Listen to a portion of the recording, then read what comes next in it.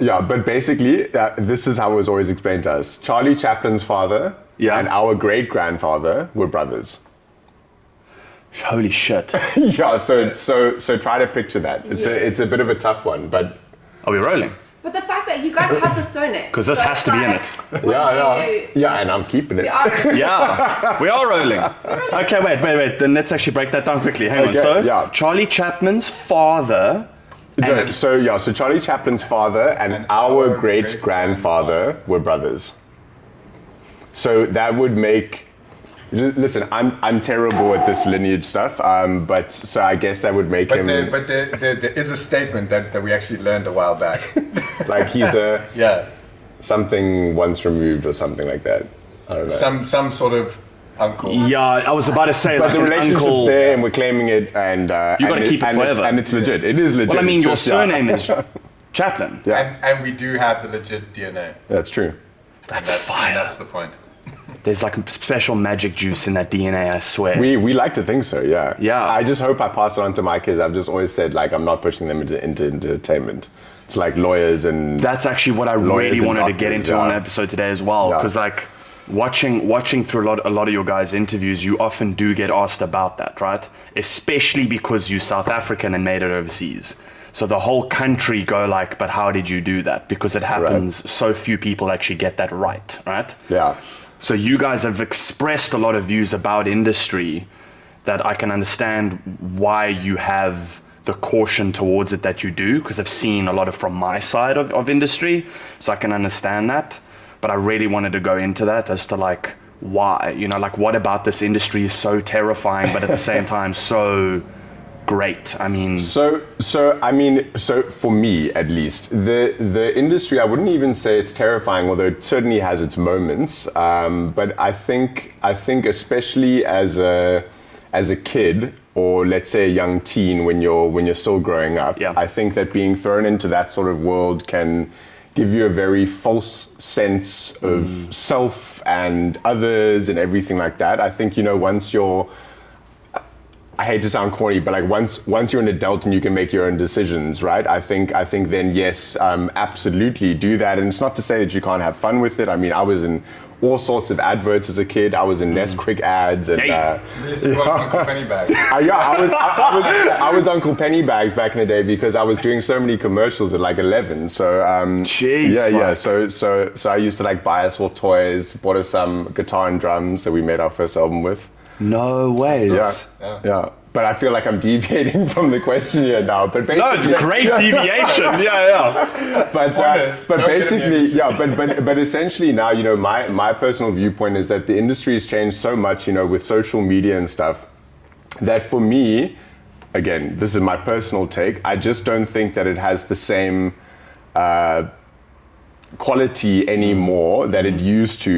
It used to be that you would still have some sort of a private life. Yes, you were very much in the public eye, but you did have a private life. Nowadays, if you really want to keep in everybody's minds, you've got to be putting your full self out there all the time. Yeah. And me personally, I'm quite a private person, just as naturally. So that doesn't come naturally to me to hold up a camera and like film myself and stuff. So it's like if it was. So anyways, I mean, again, I'm kind of like going off, but I think I think these days with social media and stuff like that, it just makes it a little bit trickier. So I just certainly wouldn't push them in that direction. If they choose to go that direction, fine. 100%. I'm just not going to push it. Because it is a factor as well of, I think about it quite often, that there used to be like a mystery and an excitement to the industry when artists look at it, but at the same time when the public look at artists. Right. It had this like, trying to think when it stopped. Well, it was entertainment, it was like... Yes, it was a screen, exactly, right? Now here's a great reference. Separated. Yeah, right? Now the fourth wall's been broken. Now that wall's been broken, exactly. Entertainment reference. That now everyone's like, oh, I know what you eat, I know where you go, I know what you think, I know what you do. Not only do I know that about you, you have to tell me. That's the problem. That concerns me. Yeah. It becomes, there's a political thing. what does Brad Pitt think? And Exactly. It's like, no one thinks like, dude, make movies. Exactly. I don't know what he knows about politics. You know, like, exactly. shout out Brad Pitt, you're a beautiful man. But you know, that merge into my life needs to be navigated by the opinions of those that are famous is what social media has become, right? Like, I saw an interview with some celebrity actor, musician, whoever it was, the other day, saying fame's become cheap. It's become so super expendable, easy to access, you're right, that everyone has a little bit of it. Yes. You know, like everyone's got a little bit of attention and fame and eyes watching them. In fact, I would argue the new fame is privacy. It's like literally, you know, it's like the new fame is mystery. If you can actually create a little bit of that again, I mean, I think that's special for me. Yeah. But again, you know, I'm over 30. I'm getting old these days, so my opinion on social media doesn't matter much. But it does matter, though. I think, like... Well, I appreciate that. Yeah, no, but also in that there's a lot of... How old are you now, if I'm 34. 34, Yeah. Okay. So I'm 29. So I turned 30 this year, and it's freaking me out that that's going to happen. It's a wonderful thing. Dude, I'm trying to figure out what to do to stop it. I like it. I go to bed early. I wake up early.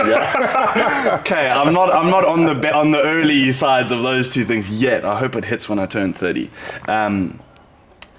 But I think generationally, you guys are 91 then, 91, 92. 1990, yeah. 1990, The original 90s. Original 90s. There you go, you straight on 90s, Yeah.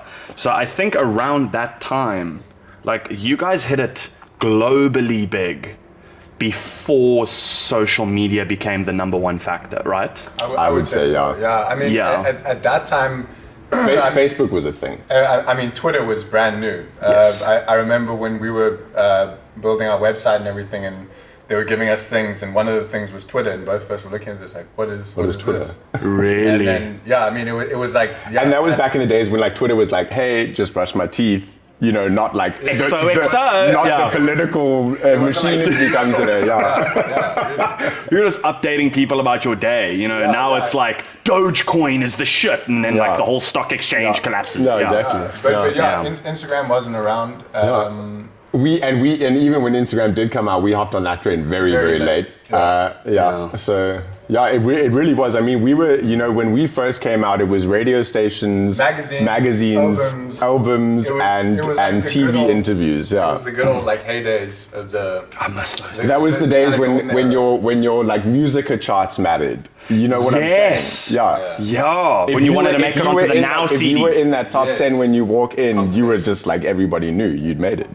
That's crazy. And I kind of miss these times. Yeah, and now, and I guess that this isn't even really a bad thing. It's, you know, I guess people can find their audiences much easier. So it's like maybe not everybody is being bombarded with the same thing, but if you do like something, then you're able to find it. There is an audience for almost everything now. So I guess that's a good thing. Which is also good for all the other ventures. But I do miss those days. I do miss those days so much. You know, like hanging out on the weekend used to be going to look and listen, putting on the headphones, listening to CDs. Shit, remember that? Collecting. I used to collect all the Now CDs and all the Guinness World Records, like those books. We've got like 9, 10, maybe 11 of them at home, and used to listen to the Now CDs while flicking through the Guinness. That right there should be an ad for like 90s kids, you know? You just actually brought back a flood of memories even saying it, See what I'm saying? You know, all these things that we've locked away because people make fun of us for being old when we talk about them. Now I'm like, let's bring them on the table. It is coming back, man, I'm telling you. It will. I stand by it. Let me intro us. I haven't even introed us yet. That's my bad. Sorry, guys. What's up, everyone? Welcome back to StoryTime. Thank you so much for tuning in. Please don't forget to like and subscribe. We're here today with two people that are an entire representation of my childhood and many others. They are now onto new and exciting things that are phenomenal. We're here with Brian and Andrew Chaplin. We're here with Locnville, ladies and gentlemen. Thank you so much for being here, guys. Thank you so much for having us. Thank you for being here. This is sick. Thank you so much. So we're obviously already this far into conversation, so we don't have to go back to the beginning. 100%. I do want to, speaking on like the classic days. Listen to me, my dad would say the same. But like, no, but I mean, hey, I think it's fair. Yeah, it was a classic. It kind of is, right? Like the late '90s, early 2000s. Like, what a special time for everyone. again, just before social media kicked in. And I think through conversation we can pick up there's a lot of positives of social media, but there's also so many things that we used to have that are now gone, right? Right. So before we get into where you guys are now, and there's a lot of questions on, I want to go into that as well, the start of everything. What I find fascinating is why people do what they do and how they manage to get it right. Because you could line up 1,000 kids in South Africa and go like, I want to go into music and I want to make it big. And then a handful do, and you guys are the handful that do make it. So I've actually got to hand a lot of that to Drew. Because he was like, really adamant about us, printing out a Lightscribe CD and all of this kind of stuff. And then when we sent it, and I'll let him, and I'll also let him tell the story. I mean, when we like how the song first got on 5FM. That was back in the days when 5FM was like the tastemaker. Oh, they were everything. They were pinnacle. I'll let him tell it. For us at least, that was the thing. If we could get it on there, then the rest would kind of work itself out. Yeah. Which actually amazingly kind of did happen that way. That was gold. But the story was, so we sent in the CD, just the single "Son of My Pocket." Yeah.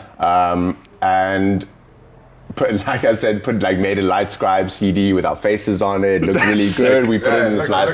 It looked good. I mean, we put effort into it, and then we sent it off to them. Didn't hear back for a while, and then eventually Drew called them. Yeah, I called them, but like pretending to be like a manager or whatever. The good old manager pretending. But our voices were so deep already. Yeah, so we sounded much older already. Exactly. Yeah. Okay. So everyone bought it. And then well it was basically like a straight question, we've sent this thing and basically have you guys taken a listen to it yet? And then the woman that I was speaking to at the time, she was like, yeah, we took a listen to it, so sorry, it wasn't really our format, it was a little bit too rock. And so I was about to hang up the phone, and like as I was about to hang it up, I was like, our song isn't rock at all. Yeah, are you sure you're I was about to say, he's like, are you sure you're listening to the right one? Yeah. So he literally tells her to go look for this package. So I said, I was about to hang up the phone, and I said, I think you're talking about the wrong one. Like you won't miss it. It's a gold disc. How old are you at this time? 18? 18? Okay, 18-year-old going, go find that package, man. Yeah, Listen exactly. to the right shit. Yeah. And as I was on the phone, and I was like, you won't miss it. It's gold and it's got this design on it. And then she was like, oh yeah, I see it right now. Okay, cool. I'll get back to you later.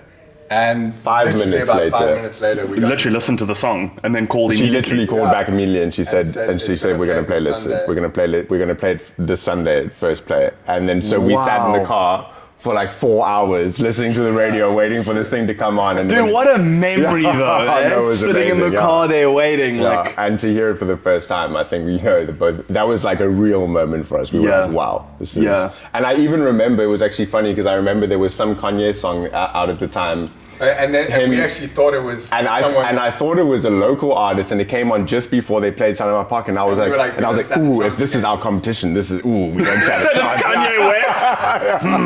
I was like, we need to this beat is really this good. guy. Yeah. there was some British guy singing on it. So he was pronouncing things like can't and things like that.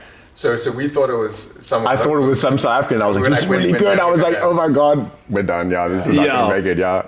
Jeez, now it's like an honor that you could, you get played straight off to Kanye. Like, that's dope. Yeah. I mean, we just didn't know. Yeah. That's phenomenal. Well, it also shows you like how much of global industry you actually knew. You know what I'm saying? That it's like, hey, we're just making music because we want to make music.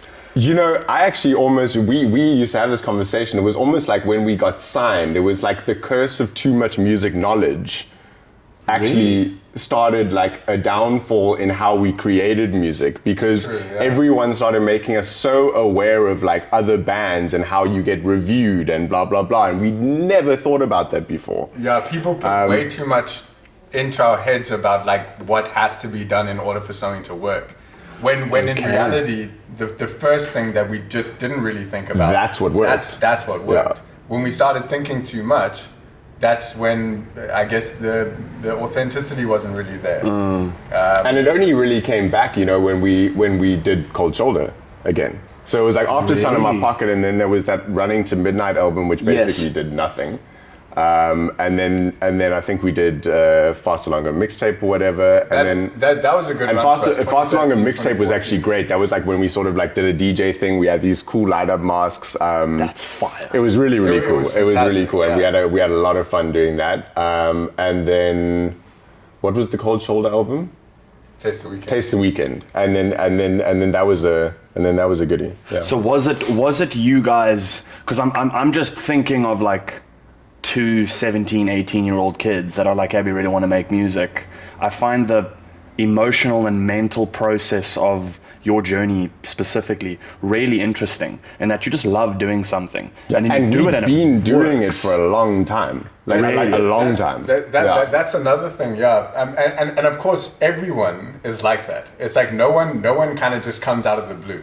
You know, Yeah. it might be a new package or something like that. You know, for example, you know, we've been doing plenty of stuff, but it wasn't necessarily Locnville. We've done various different bands and groups and genres and everything like that. So, yeah, in order to, I guess it kind of touches on your question earlier. It's like, how does that handful, whatever, Yeah. kind of, break that wall? And that is the difference. It's you can't.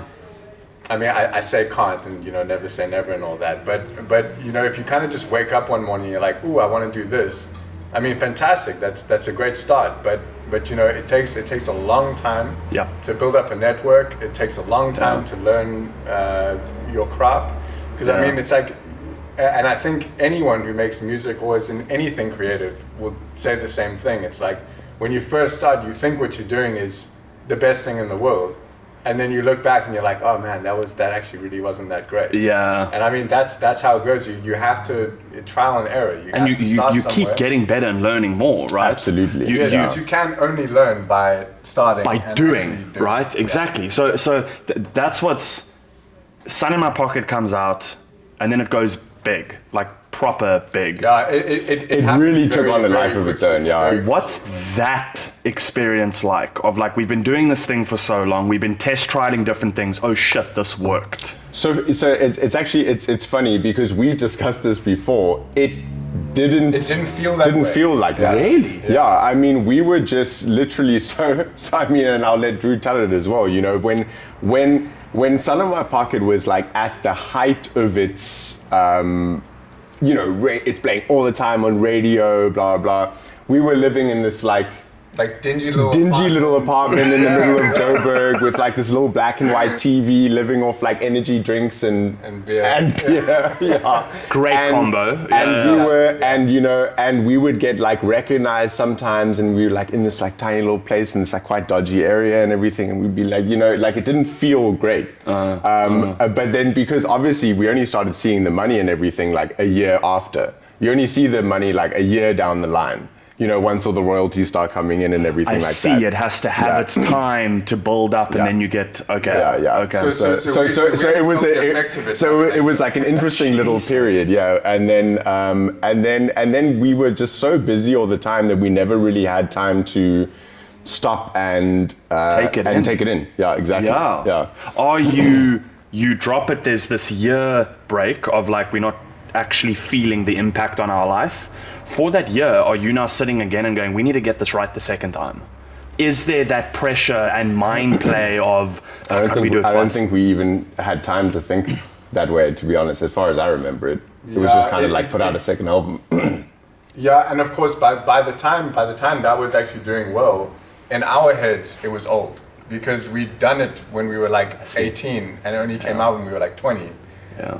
Yeah, that's true. So it was actually only really successful when we were like 21. Yeah, So so- we'd already been, it was old news to us. Sun in My Pocket already. we So were jaded. already- we were already wanting to make other stuff and kind of getting annoyed about the fact that we had to kind of do all these things. Keep and- going and back we were- mentally. And we were Like, also, oh my and we God, also yeah. kept getting irritated at all the Justin Bieber comparisons. You know, people would be like, I remember "You that guys and Justin Bieber." We were like, Yeah. no, but I understand it. I mean, I do understand now. I understand it. Well, like, looking anything back. that was heartthrob at exactly. the time was like just no, one I know, giant but of mix, course, you but know? of course, as like you know, rebel teenagers, that's like the last thing you We're want. not him. Yeah. So yeah, it was interesting. The jump from having one song hit big do you feel like that one song properly represented you guys musically, but also like as a duo? Do you think it properly represented you, and did that then impact into the release of the second album, going, let's try change and make what we want to make? Because now you've had the song blow up from when you were 18, you were a couple of years later, and going, maybe we have a different opinion and take on music? Or was it, and this is going to lead into the whole studio industry side of things, was it, hey guys, keep working the same formula to ensure success? It's a good question. I would say, yeah, the music probably was a good representation of where we were, but I think that the whole image aspect was taken in a direction that maybe we didn't sort of foresee, or weren't. We weren't really in control of the image. Well, I'm speaking for me here. I'm not even quite sure I even really knew what that was. I wasn't really thinking that way. Like, you know, brand, image, what does it look like, whatever. That's kind of how sort of innocent it was in those days. Yeah, I imagine you would have had to grow up so quickly to learn that side of stuff. You know, like, you just want to make music. Now it's how do we look, how do we dress, how do we talk? And everyone's got an opinion. Yeah, you know? That as well. And of course, like Brian's saying, it's looking back. You know, if you're a label and your interest is selling tickets or selling this or selling that, then it's very understandable when you can look at it like that. But if you're the product that's being sold, it feels different. And not, I mean, and to harp on that, like just to give people some insight as to, like, you know, like why we were feeling that way, is because we spent like 2 months in a compound in Florida with Johnny Wegg, Johnny Wright, who is ex-manager of Justin Timberlake, Britney Spears, NSYNC. You know, they all grew up basically in this compound. It's a bit weird. It's a bit weird. Very weird. We definitely definitely not going to skip over this. I'm telling you right now, like, with all this Diddy shit going on, just our time there, I'm telling you. Listen, that time changed our whole perspective on everything, and that's when we really said, like, we don't want to take part in this. Hang on, wait. So, listen, nothing. Explain compound. There were no freak off parties. All right, I can tell you. No. But I'm thinking like lifestyle of the whole thing. Yeah, no. What's compound? So let me. I'll explain to you. Literally, go for it. I mean, it's like, picture a compound with a bunch of rooms. There was a recording studio. There was a pool. There was like a basketball court. And people just go and like stay there. Like, you know, like Chris Brown was there for a bit of time. And right after that Rihanna incident, he actually went there to hide out. Yeah. And damn. I don't know, that whole world, I mean, when we got introduced to the whole sort of like Interscope world, and, you know, the whole kind of La La Land. And you see the boom boom rooms. And you start hearing these stories. I'm telling you right now, there's some truth to these things that really they're saying, Yeah, 100%. And did you feel a sense of, we can see where this is going, we don't want it to go to that direction, but 100%. Because of the pressure, it feels like it has to? No, but I mean, at that people point, would blatantly say things to us where we were like, I mean, we once went out to dinner in LA, and I won't name names, but we met somebody. This is saying names. No. But basically, we were having a meeting, and it was about this show that was going to be. So, to cut a long story short, we were offered this reality show, and it was going to be produced by the same guys that were doing. It was like Buna Murray, same guys who were doing the Kardashians and stuff. Okay. So, of course, we were looking at it. We were like, okay, this could be something. 100%. But we were also skeptical because, like I said, we don't like that whole image thing too much. So anyways, but we're like, okay, cool, let's go see what's up here. So we went in, we had this meeting, and then basically the guy that was introducing us to this guy, afterwards we basically go outside for a little smoke, and then he comes out and he says, he's basically like saying to us, and he said verbatim, you know, hey, so like, would you guys be willing to, you know, kind of hold this guy's hand and go home with him, kind of thing? No, you're joking. That's literally what he said, Like, word for word. And he's being very Yeah. polite when he's talking here. Yeah. And at that point we were like, Absolutely not. absolutely not. But how dope that then you I had each literally other. called the lawyers and I said, and we were supposed to sign a contract like the next day. And I was on the phone with the lawyer for like half an hour and I said, it doesn't matter, we're not signing this thing. Like you can say whatever you want, like we're not signing as a result this. of that, we actually stopped making music because there was some deal that was done. That in the deal, if we had made something, they would get a percentage of it. And because we were so anti that, we just stopped. We just stopped for that we period just and we wrote out the whole let that term. ride out. We said, okay, if you guys think you're going to get something, we're just not going to do anything. But then that puts your whole career on a hold. Yeah, but luckily, I mean, we were still doing plenty of shows, you know, there's Okay. still Yeah, like, we certainly and did. because, and listen, and you know, luckily, I mean, touch wood, we were always given really good advice in the early days. So we've always owned the music. So even with labels, it's always been a licensing deal. Okay. So at the end of the day, you know, we're still getting, we'll continue to get royalties from that stuff in perpetuity. We never sold anything. Jeez, well played. Well played. And you didn't have good the advice, honestly. Yeah. Jeez, And shout also, out to everybody and let's that. hope the radios keep playing. Let's hope it still keeps coming in. Yeah, that's one thing that hasn't dived into podcasts just yet is Yeah. being able to play music, which we're working on an idea with it. good. But it's like I'm fascinated at the fact that if I put myself in your shoes, of like from my angle, all I've ever wanted to do is act. I love film and I love acting. And if someone took me and put me in LA and they were like, hey, here's a contract.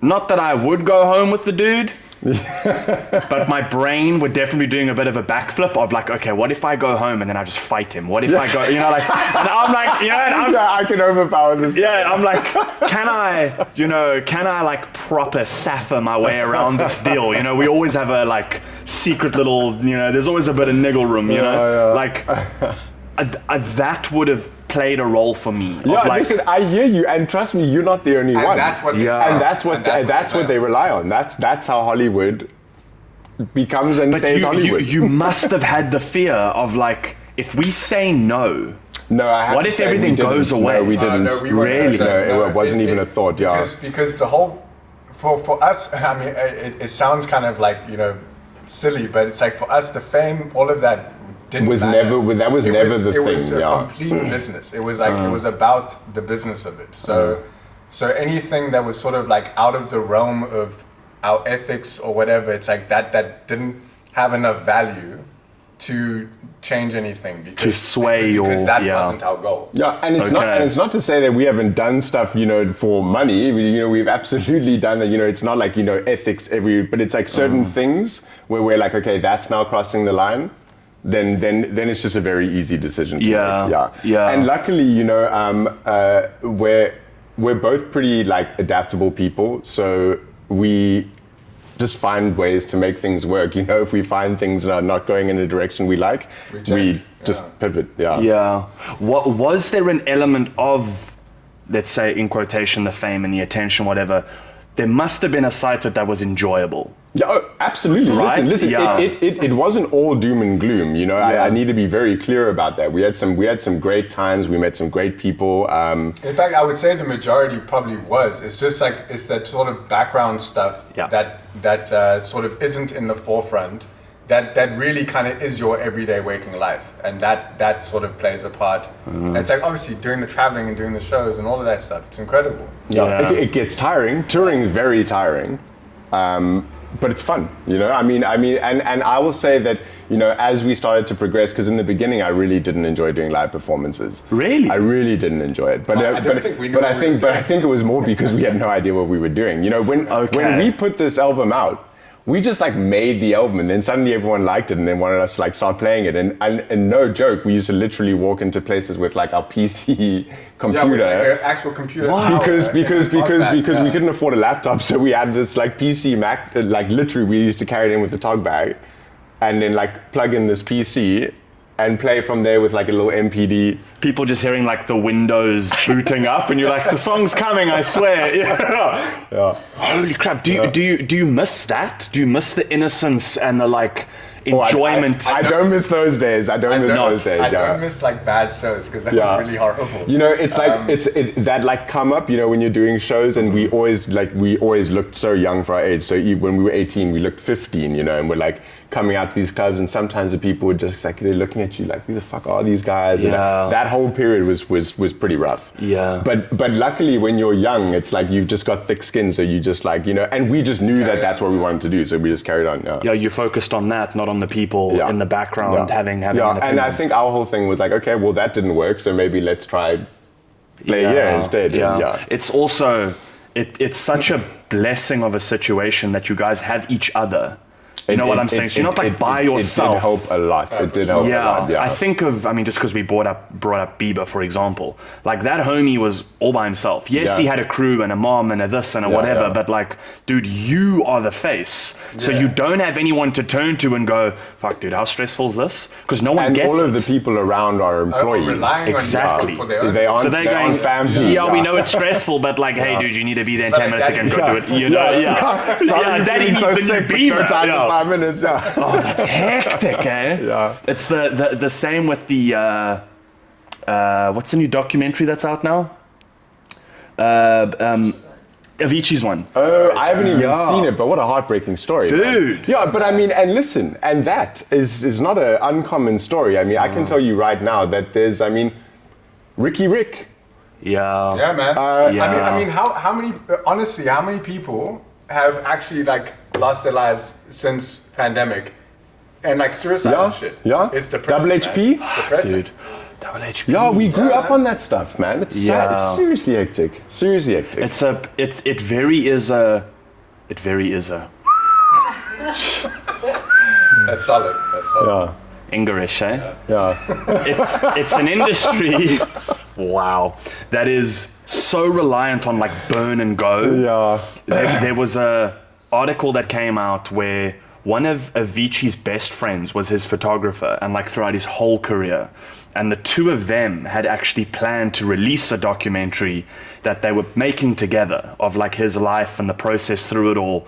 And now that this other documentary has come out, the photographer friend came forward and was like, everything in that wrong, he said the whole thing's bullshit, apparently. Of really? Like in the documentary, you've got his dad or family members phoning and going like, oh, we were just so concerned about his health, whatever. But they weren't, actually, Dude, he's coming forward going, exactly the other way around. hey, how much have you earned? When are you doing another show? How much are you making for that? What does the deal say? What did that was the conversation, not the, hey, how are you feeling? How are you doing today?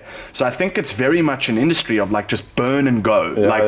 We'll deal with the consequences. Yeah, exactly. Because that is also a reality. It's like, in those things, if one is viewing it as a business, which you know one should, you have to kind of act quick, you know, because these things do only last so long. And then nowadays, it's lasting even shorter. Now, like a song's hot for a week. Like, and this is actually a conversation we have often. The value of a song is gone. It's like, you know, how do you even place the value on a song these days? And do we ever get back to a point where you know value is placed on a song? It's an interesting topic. There are ways, but trust me. Go into it if you want, because I find this interesting. No, I mean we are thinking of some things, but you know, I think that there's, let's say for example. A good analogy in my head is like, look at how Netflix or the streaming services killed the movie theaters. But now you see the movie theaters adapting to having like VIP sections. We'll come bring you food, we'll come bring you drinks, or it's 3D, or it's moving chairs. It's like, they have to. Yeah. Do you think that's not necessarily a bad thing? No, it isn't. It's not, and it's. It's just, but it's a good example of you can bring value back to something. 100%, and there is a way to merge. But you also have to change. You know, a lot of the music execs, and we know this from personal experience because we sat in a lot of the meetings. You know, they would just sit around like, how do we recapture the old days? Like that was the topic of conversation. How do we recapture the old days? From the music point of view. From the thing of like people actually buying records. Yeah, and of course, and then they very quickly realized you're not going to recapture the old days, and that's when it started becoming like these. You have all the majors doing deals directly with Spotify, Apple Music. Yes. Yeah. Okay. Yeah. And now they kind of the playmakers of the whole thing. Correct. Do you know the artist Russ? Yes. Love Russ. Yeah. And I've been following him for a really long time. But he had the SoundCloud formula where it was every week I'm going to put out a song, every month I'm going to put, and it was just album, that he put out 11 albums before one hit big. That is a ridiculous amount of work. Yeah, it's insane. But he owns everything. Yeah. So he was touring the world, selling out arenas. And of course, when one song comes out, then all the back catalogs. Then everything goes back again, right? Exactly. We had the same formula with YouTube where it's like, for a long time, I was putting off doing the podcast because I was like, well, you're going to put out the first episode, you're going to get 100 views. I know this is it sounds so shallow, but at the same time, it takes so much effort to make it work. Like we were saying earlier, you're spending hours editing, I'm spending hours trying to source guests, I'm spending hours researching and then filming and then buying equipment and lights and space, and we've got so many people helping make this happen that if it doesn't work, I'm not just wasting my time, I'm wasting everyone's time, right? You look at it like that and go, oh, but there's the backflow. So episode 1 might be this big, but episode 20 might hit. It does flow back. Of course. You know what? Which like now you're saying to go back to owning rights to music. Dope. Want to stay one more sort of hole to jump down before we get into the story that I want to tell you that to me was just fucking hilarious about my childhood with you guys. But looking at lyrics, and we were chatting now on lyric changes. How much of an impact does the studio have into the music that you're making? Because from outside, I think it's a lot. And my heart always goes out to a musician that is like, this is what I want to write, this is what I want to put out. And the studio's going, but it's not catchy enough, but it's not trendy to pop or rock or this enough. Like now you see everyone moving into the country direction, but because there's such big numbers there, right? Was that a part of your journey dealing with, you were dealing with Sony Universal? Like we were given pretty free reign. Yeah, but again, with what Brian was saying, I think it really depends on your deal structure. Because the fact that we did everything with a license, and even in our contracts, we would say that the final creative control comes down to us. Okay. And remember, the album was already done.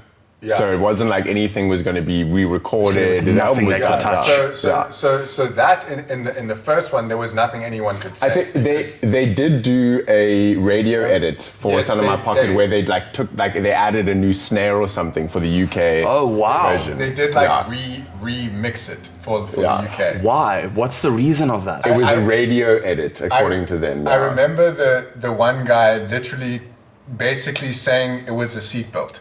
It's like okay, we know the track's good because it's already doing well here and whatever, but now we're doing it in the UK and we've used this guy before and he's always produced radio hits. And if the radio station knows it's coming from this guy, then the chances are better. Yeah. That's clever. Yeah, it is clever. And literally all this dude did was like add a snare. Yeah. I think added one little extra and you're like, here's a percentage. And he probably charged them like $50,000 to do it. Yeah. Hilarious. By adding a snare. Yeah. And just some good compression and stuff. Yeah. I mean, listen, it did actually, to be fair, it sounded better. It did. Oh, well, there you go. Yeah. Shout out UK. It sounded punchier. Yeah, it did.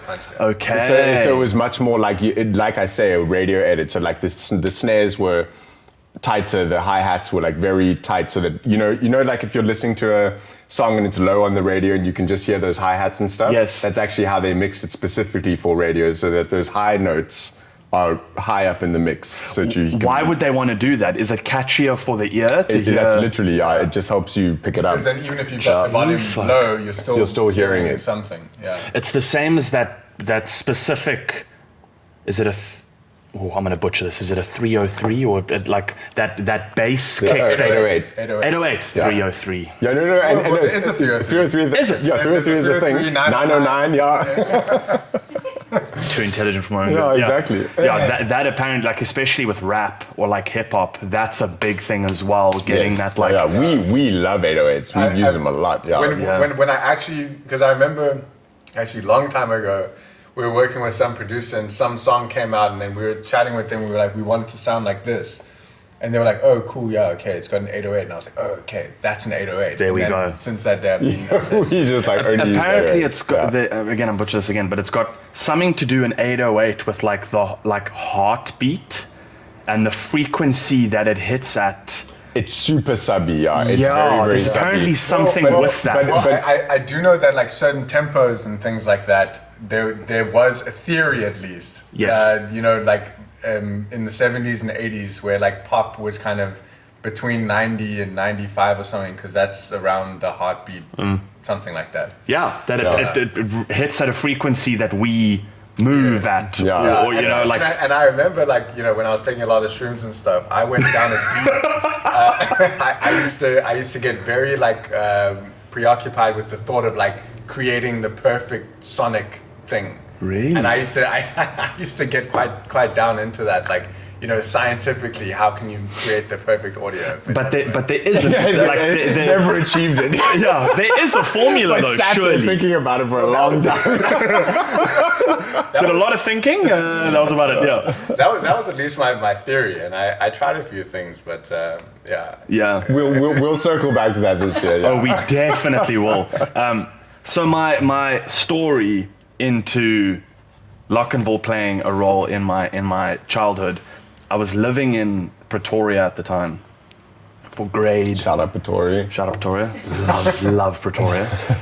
Lived in Ferry Glen, Right on. Nice. outside of Pretoria, and was my first girlfriend I'd ever had, right? And we'd been together, I think we were together for about a year and a half, and I moved back to Cape Town, and then we broke up, and it was this whole big, like, you know, heartbreak story in my life, Right. you know, yeah. We were in Pretoria, you guys were performing in Cape Town, and she and a friend flew down to come and see you guys live, and they were like every other It was probably human. a terrible show, yeah. No, apparently it was phenomenal, but Oh, good, I'm glad. yeah. Much like everyone else, you know, like you guys were like the guys of that era, right? So everybody wanted to go to this concert, and I couldn't make it. I remember being in Pretoria and they were going, and I was so young, so this is so embarrassing. But they go, and I just remember being like bleak about it, you know, that like my girlfriend's going to this concert with these two good-looking famous guys, and you guys are just performing, you know, but like you're so young and so immature and so fucking stupid about the whole we're like thing. seeing her like, yo, that She's girl the right one, there, you yo, know, like yeah. yeah, someone phone her boyfriend, you know, like Because it's about to no, go down. but it gets even better. So they go through, and I remember getting the message. It must have been on a Blueberry. I remember getting the message of like we've arrived at the concert and being like, okay, cool, that's concert, whatever. Obviously, like, let me know when you're there safe, let me know how it goes, whatever. And I remember sending a message after and getting no response the rest of the night, right? Ooh, that's cold. Yeah, no response, right? So I'm in bed with my, you know, BBM, just being like angry about the whole thing and all this like teenage angst, whatever. Wake up the next morning and finally get feedback, and it's like, no, we went backstage and just didn't even think of like, and then we were hanging backstage with the guys and everything. And I remember, dude, the heartbreak of like, it put me in a situation where I was just like, this is the first time I've ever experienced jealousy, you know, of like, I'm so sorry. you know what I'm saying? Yeah. But it's just like, and as soon as I was like, oh, you guys are coming on the show, I was like, I have to tell them the story. That's hilarious. Of how Yeah. Locnville was my first ever experience of jealousy. One, that I didn't get to go see you guys live, and Yeah. then two, that they got like, and my brain was doing a split thing, right? Where half my brain was like, oh, my girlfriend's with these good-looking dudes, you know, like what if I lose her? And the other half of my brain was like, shit, I didn't get to go backstage, you know, like I wanted to be backstage, you know, like. So I remember this like duality dilemma at like that's hilarious. 16 years old. Tough, man. It's tough. Yeah. There's like That's certain hilarious. things back, That's you know. a good story. Yeah. You look Yeah. at back in your life and you go, oh, I was the problem. Yeah, oh, Right? I've got plenty of those. Yes. Yeah. Yes. And now look back and I go, oh, she did absolutely nothing wrong. I was the problem, you know. It was me. Yeah. I'm a doer, so that's what it is. Yeah. But that was my story from I love it. It's a good one. Good story. one. From childhood. That's a goodie. I Introduction of appreciate you jealousy saying into my that. life. Yeah. Yeah, I don't have any specific recollection of that. But, There's no ways you ever would. Yeah. Yeah. Great time. High school. Fun times. oh, the worst. High Yes, school, sis. man. It's Wow. actually no, you here for revenge. This is what this is actually. Is that why all the And doors are she's closed? here right now. Yeah. Brian and Andrew, how dare you? Yeah, gosh. Some of this, whatever. Yeah, mushies. Yeah, we're going back so down the hole of sleepy, frequency. Yeah, We'll get there one day. one day. It's like So theory of relativity. No, wait. I want to go into where you guys are now because it's such an exciting time. Firstly, I listened in an interview yesterday. You've been living in Serbia. Correct. Why? That was the. I was like, And it's a good story. Yeah. yeah, I was. Story, I'll be honest with you. Firstly, I didn't really know where Serbia is. A lot of people don't. Yeah. Yeah. To be quite frank, I didn't really either. But yeah, when I tell people that, it's the first question I get Why asked is Serbia? why. Yeah. And a lot of people also instantly think I'm talking about Siberia, which I'm not. No. Yeah. Serbia and Siberia are separate. It's not a pronunciation thing, you know. Yeah. Yeah. Don't get Siberian Huskies. A Serbian husky. Serbian A Serbian husky. Yeah. That'd be badass. But yeah, I mean, essentially, it's not that complex of a story. After the pandemic, Brian and I started working with a company sort of in the digital finance world. Okay. We ended up meeting with the entire team at a conference in Dominican Republic. And it was the first time that we'd actually met all these guys, and the majority of them are Serbians and Croatians. Okay. And so, anyway, I thought they were all fantastic people, very smart. I'm very interested in that whole kind of realm of things. So, after speaking with them for a while, I was just interested in sort of learning more about kind of what the company does and everything like that. And, it was like evening conversations, having a beer, and then someone's like, you should come visit us in Serbia. And at that time I was like, okay, cool, I will. I'll see you guys in 3 weeks. And that was it. I got a one-way ticket. Jeez. And my plan was to only stay for 3 weeks, and I ended up staying It was for like two years later. Yeah. Oh shit! I overstayed. Yeah. Yeah, I ended up kind of building a whole sort of other life over there. You were on the news. He was on Serbian I was news on for Serbian- music and stuff. Bro, this all happened within a year. Yeah, he's headlining Solosi. I was like, how did you do that? Yeah, it was pretty No wild. ways. Yeah, and it was actually really cool because my debut kind of solo DJ set there, which Brian was there for, it all actually came through Sona, who is Black Coffee's son. He was playing this club in Serbia, in Belgrade, where I was at the time, and I saw that he was coming to play that club, and that was the club that I would go to quite often. And so I just messaged him. I was like, yo, I'm staying here at the moment. It'd be so cool to link up. And then he was like, yeah, cool, come meet us for dinner. He introduced me to the promoters and everything like that. And then they booked me a couple months later, and Just like that, eh? yeah, just like that. Jeez, so Amazing. Serbia's where it's at. It was such But a Serbia's beautiful, and the people are so great. I was blown away because he'd been there for so long, and then speak a bit of the language. I was actually blown away when we were there and when we got restaurants and stuff, and he'd order, and people would fully think he was Serbian, up until a certain point where we couldn't speak then I was anymore. like, oh, and then he was like, oh, sorry, Ingleski. Yeah, psych. And then they were like, oh wow, I thought you were Serbian. That's how good it was. Wow. That's how good he was doing. Yeah. And happy. It's so are you still there? So I'm not living there per se, but that it was a monumental time in my life. It really was actually kind of the first time that I was actually living by myself, completely doing my own thing. So it holds a very, very special place in my heart, and definitely it's not something I'm done with.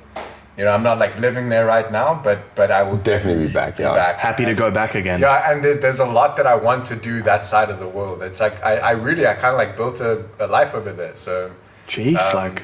yeah, there's a lot that I'd still like to do that side of the world. Yeah, and going, can I say, back into music as Jenga? Yeah. What was that decision of like? I mean, obviously you guys love music.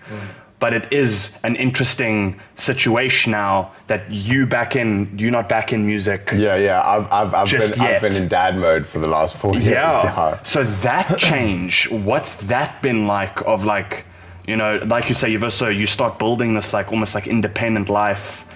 The world know you guys as a duo. Right. Now you build two separate lives. Obviously, life just happens, and you are also your own independent individuals. Right. You know, so that starts happening. What was that like restart of music, and now going back in like? It was exciting. I guess kind of to put it very simply, it's like a new lease on life. Because obviously when I was there, you know, we get bookings for shows and things like that, and you know, either like time didn't do it, or the fee wasn't right, or timing wasn't right. So with our lives so separate at the time, we couldn't really pursue anything kind of Locnville related. But I still sort of had this thing with music, but kind of more in the kind of like Afro tech scene. I'm very, very into that. I really love it. Killer set at Silesi, That's it was amazing. And so with that project, it's sort of like focusing on that kind of shit that I really like to listen to myself. Okay. And kind of just having it, in a way that I could go do something by myself. You know, because Brian has 2 kids now, and it's like I can't always, you know, have him be available. Yeah. So that's kind of how it went, and it's an exciting thing. I mean, it's really fun. Yeah. Is this like? I mean, this is a bit of a silly question. Apologies that I have to ask this, but I'm fascinated into like, is this now? Are you on the go at like this is now going to be our new representation of who we are and of music moving forward within this scene? Well, certainly for me, I mean, it is something that I'm going to pursue. It's like I am currently making some new stuff now. So in my own personal capacity, yes, that will be a thing. I don't, you know, Locnville is still a concept for us. But I, you know, I mean, both of us have been talking about doing a new album for years now. Yeah. Really? It just hasn't happened. Yeah. Yeah, I mean, and we've tried a few times, but it's like, I don't think either one of us are really there. You know. Yeah. I mean, to be fair, we actually worked on some stuff the other day. For the first time in a long time, and it came together very quickly, and it was sounding really good. Yeah, and it was sounding great. So I think if we can continue on that train, then we might be able to release something like fairly soon. But I think in terms of Locnville, that would probably be like the last album. Really? I mean, I can't say that for certain. You know, maybe 5 years from now I change my mind and I really want to do something. But I think this would probably be the last one. It would be like the last hoorah reunion, bring it all together and send everyone. It's certainly not our kind of day-to-day life these days. Okay. You know? Okay. Yeah. Like the DJ side of things. I mean, to ask Jess, I can't work without having something playing. Again, very ADHD, so I get so bored if I'm doing one thing and there's nothing stimulating at the same time. The scene of especially like Afro House now globally is so big. Yeah. And like we spoke at the beginning of the conversation on social media and YouTube and this new form of streaming with music and TikTok that now people listen to a song for 7 seconds and they're like, well, that's the hit of the month, you know? Like, it's crazy how that works. Blows my mind. That is now an entire new formula that you can literally take and run with, you know? And you guys built a phenomenal career the first time you went at music. I can only imagine that you're gonna do it now and more the second time you get to do it. Now you can do it the way you want as well, you know? Precisely. With this new stage of life. Approach it differently. Yeah. Which is exciting, because it's like, I mean, I think both of us, you know, it's not like we still don't like music, and, you know, there's still stuff we want to do in the space, but that Locnville thing, you know, that was a moment in time. I don't think We're not going to recapture that. We never could. So I mean, things must grow and evolve, and 100%. And I think that's where we are now, and sort of, I think as a kind of like kind of literal and figurative closure, you know, for contracts and mentally. For us to be able to, like, you know, close that chapter of our life. Yeah. I would still like for my kids to come to a Locnville show, though. Yeah. That's fine. Yeah. Because, you know, they've never, neither one of them have been to a show. But my son knows the Be My Love song, the one that we did with Max Elroy. Yes. Yeah, he knows that song and he Max loves it. is a G as well. Yeah, I love Max, Yeah. We actually... He's doing well for himself. He's doing very nicely for himself. And we've worked with him for so long. He used to, like, add little, like, you know, we used to send beats between each other and, like, he'd added something and he's great. I haven't seen him in a while, though. I think the last time I saw him was... Probably Ultra, eh? Ultra, exactly. Yeah, we had Max in for an episode, and it was at the time that he was trying to decide, I don't want to speak for him, but this was basically the feedback of the episode, it was at a time that Max was trying to decide, do I keep doing the, like, hype guy that's at this level of energy all the time for all my shows and be remembered and known as that, or can I transform into the Afro? Which he's done. And he's done very nicely. Yeah. We've spoken once or twice on him coming back in, and the headspace he's in now is so different to where he was then, and that's his words. And he wants to come back in and reiterate this whole new experience that he has with music and with his career, which has been so beautiful to see, because we spent a lot of time talking to him about it and him saying, like, I'm struggling with this and this, and I don't know what to do, and I don't know how I feel about it, and I don't know what direction to go in. And now all that, like, deciding and thinking has led him down this, and he's doing so well now. And it works. And it looks like he's having a factual doing it as well. So I'm happy for the guy. It's cool to see that. What was there? I want to wrap up the Locnville conversation just as you guys want to with one more album, which will definitely come. I'm so pumped that you said that. Was there ever a time that it was difficult to let go, and it either from people imposing it on you, and like you go shopping in your local Woolies and everyone's like, Locnville, and you're like, yeah, but you know, I'm also Brian and I'm also Andrew, you know, you're like, what was... I think it was probably majority that. I mean, at least in my memory, you know, apropos of all the things that we've spoken about, we used to have a lot of conversations in the early days. We were like, man, this is not what I thought. I want to be done with this. And we would have constant conversations about it. In fact, we used to often say in interviews, even back then in like 2020, 2021, we were like, in 10 years, I think we're going to be done with this. And even simple things, you know, like I love my godparents, but every time I see them, that's the first thing. It's like, it doesn't matter what I'm doing in my life that I'm excited about. It's like, what's happening with the music? And you know, I'm like, oh, I just did this really new exciting thing. Well, this is what it's like, okay, but like, well, what about, you know, and it's like, that's great, but so yes, I would actually say that majority has actually been external, kind of like, oh, you guys should keep doing this, and we've kind of been like, oh, we're done with it. Time to kind of like build something new and different as you kind of grow up, right? Like you said as well, like being a dad. Like what a blessing, what a great journey. And I mean, you know, in terms of like business, I mean, we're involved in, I mean, both of us are involved in the sort of digital finance side of things, working with some great people. We're doing like, you know, properties and all sorts of other things. So, you know, like the music being the main thing, it just naturally went that way. You know, I can't even say that was like a forced or conscious decision. It was just when 2020 happened and, you know, the rug was pulled from everyone.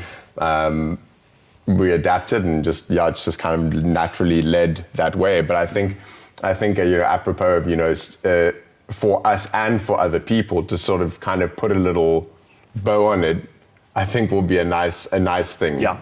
Closure. You know, closure, exactly.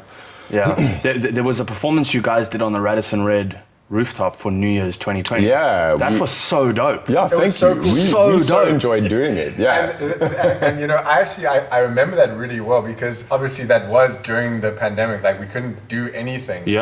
And I remember kind of like having this thought in bed. I was like, there's got to be something we can do. And yeah, and actually we were talking earlier. I would love to be doing more stuff like that.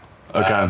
And maybe not necessarily even like specifically Locnville, but just more kind of events in that kind of nature where you're kind of going for more of an environment than like artist specific. That's what there's such a beautiful irony with you guys of like your live performances are you so good at it. Yet, like you'll say earlier, like at the beginning, I didn't like doing live, and I'm like, but you guys are like, especially that, like watching it was like. There's such a beautiful mix of like the live performance that you guys just know how to hold people and keep it. Like I watched the whole thing. Yeah, it was dope. But then at the same time, the musical understanding, music, DJing, producing side, you get to see that as well. You guys flow through a set like a great DJ does, but with live performance, which was so sick to watch. So that element, like. Don't ever let that go, because that's fire. Yeah, I appreciate that. No, thank you. And in fact, apropos of that, I think that's sort of like what we're trying to incorporate into the new music. Because I don't want to say it's going to be like an Afrotech album or anything like that, but it's definitely going to be more made or tailored towards being able to really do this nice mixed. Set with good catchy vocals and blah blah blah. Yeah. Sick. In closing, I want to go into like being a dad and what that experience has been like, and now having kids, because again I'll go back to being. Ask me when they're asleep. There we go. Okay, answer done. Like being 90s kids, like we all reaching the stage now of like friends are getting married and having kids and starting families, and like what was that process like, just like person to person? So it was actually really crazy, because I mean obviously it happened. So my son was born in May 2020, so like literally smack bang in the middle of it all. And so he was also he was unexpected, and so for it all to sort of happen at such an unsure time, I didn't know what we were doing work-wise. It was a seriously testing time. But I have to say that it also, and I really stick by this, it was such a huge motivator that I'm not sure that I would have been able to actually do what I was able to do without him. Being born, because then suddenly like it took the ego thing away from me completely. It was like, whereas before I used to be like, I don't want to do that because maybe people know me as Locnville and that'll be a bit embarrassing. Whereas like when he was born, I was like, it's not about me anymore, it's about him. Which was actually it's a powerful feeling. It's a great feeling when you're actually doing it for someone else. And then obviously my little girl came into the picture about 2 years later. So she was born January 2023. And I have to say, listen, I wasn't prepared for parenthood. I won't say it's easy, it's tough. But it's almost that like corny line that our parents always tell us, like, I would never take it back. Like, I'm so happy. That is honestly how I feel. I would never go back and not have them. They've been like the biggest blessing in my life. And seriously, and in kind of conclusion, it just gives you a whole new meaning. It gives you a whole new purpose. I've loved it. It's challenging. Do not get me wrong, but it's been a huge blessing. Yeah, most like we talk about it often of like having a kid, and I find the mental change, especially being a man for a man, quite interesting. Of how like you said, it's no longer about me.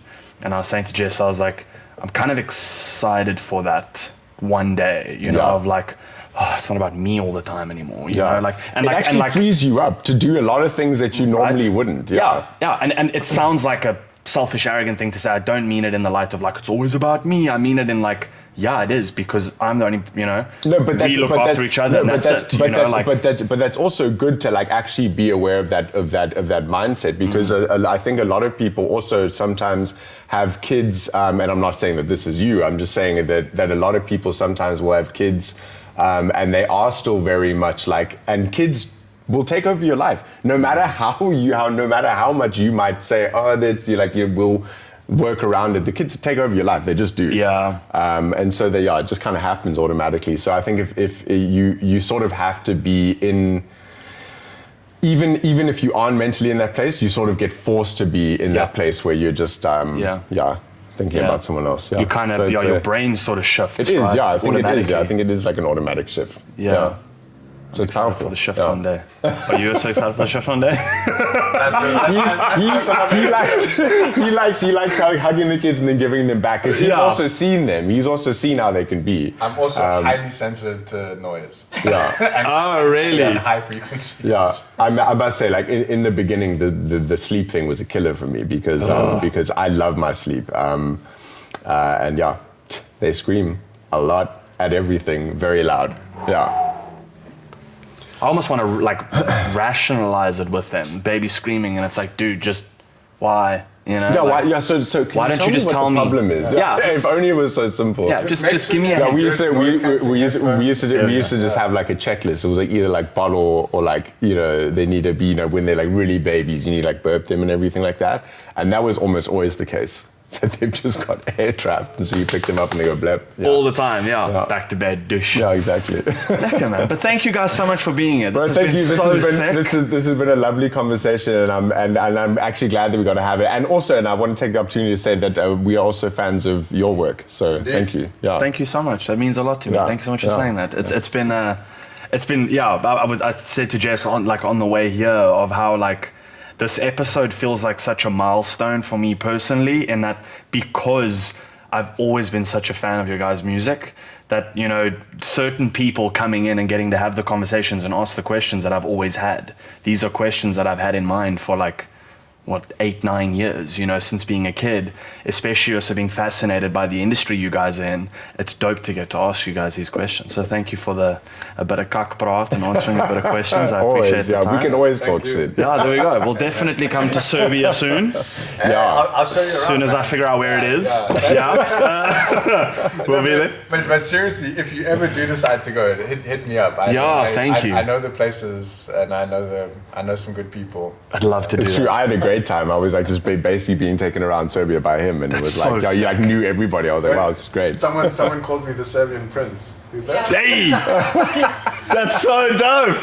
He literally, am I allowed to say that you had people making sure that your visa was okay? It's true. It's true, actually. I had the Serbian Secret Service. The sort of Serbian Secret Service allowed him to stay. My no way. For real, dude. They're like, we need this homie here. Serbia's on the map now. Don't get rid of him. Yeah. That's gangster. No ways, dude. Serbian prince. True story. Jeez, I dig that. You got Daddy Prince and Serbian Prince. There we Uncle go. Penny Bags, yeah. Yeah, there we go. I love this. Lekker, guys. Thank you so much. Excellent. Thank you, man. This was so much fun. Thank you. Thank you so much. Lekker. Thank you for being as well. It was awesome. Thank you for your time. Sweet. Awesome, man. That was great. Appreciate the convo.